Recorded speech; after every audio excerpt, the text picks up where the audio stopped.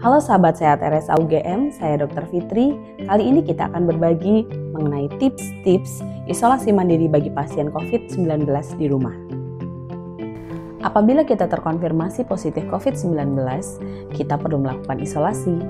Pasien yang terkonfirmasi COVID baiknya memeriksakan diri untuk dapat dinilai kondisinya layak atau tidak layak untuk isolasi mandiri. Selanjutnya, pasien akan mendapatkan informasi dan pengobatan dasar yang diperlukan sebagai bekal selama isolasi mandiri.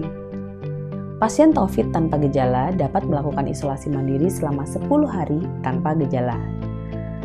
Pasien COVID gejala ringan seperti pasien yang mengalami demam, batuk, pilek, mual, muntah, maupun diare dapat melakukan isolasi mandiri selama 10 hari sejak timbul gejala hingga 3 hari bebas gejala.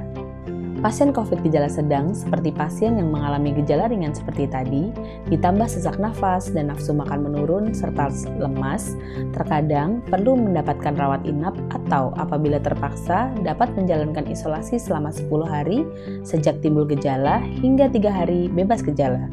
Pasien COVID gejala berat harus dirawat inap di rumah sakit dan dapat melakukan isolasi mandiri terhitung 7 hari sejak dipulangkan dari rumah sakit. Pasien yang melakukan isolasi mandiri perlu melakukan self-monitoring. Lakukan pencatatan di pagi dan sore hari, catatlah gejala yang dirasakan, gejala yang baru muncul, maupun yang sudah hilang. Apabila tersedia oksimetri, sahabat sehat dapat melakukan pengukuran kadar oksigen serta laju nadi dan catat hasilnya. Rutinlah berkabar kepada 1 atau 2 orang terdekat di jam-jam tertentu setiap harinya, agar ada orang yang turut memantau kondisi kita selama menjalankan isolasi. Tips-tips menjalankan isolasi mandiri yang aman. Yang pertama, pastikan asupan nutrisi. Pasien yang menjalani isolasi mandiri perlu menjaga asupan kalori dan cairan agar dapat lekas menyembuh dan tidak jatuh dalam kondisi yang lebih buruk. Pastikan ada asupan kalori dan cairan dalam porsi kecil yang terjaga setiap 2-4 jam sekali. Yang kedua, lakukan aktivitas fisik ringan minimal 30 menit dalam sehari bagi sahabat sehat tanpa gejala.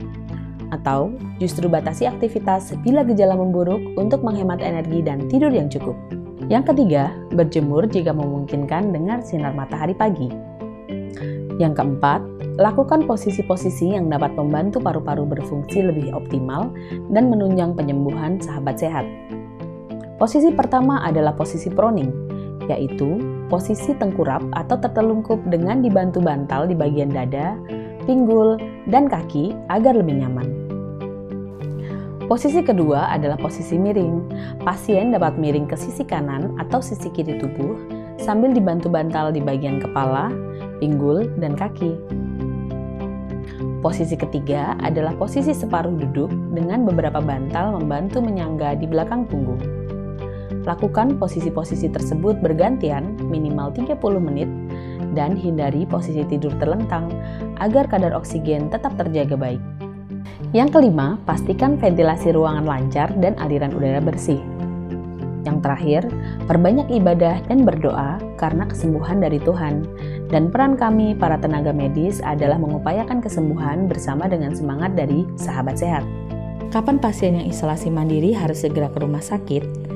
Apa saja tanda-tanda bahaya yang mungkin muncul? Yang pertama, saat pasien mengalami sesak nafas. Yang kedua, apabila pasien memiliki alat oksimetri atau pengukur kadar oksigen di rumah dan setelah terpantau menunjukkan kadar oksigen di bawah 92. Yang ketiga, apabila bibir, jari tangan, dan kaki menunjukkan warna pucat atau kebiruan. Yang keempat, apabila pasien menjadi sulit dibangunkan atau tampak linglung.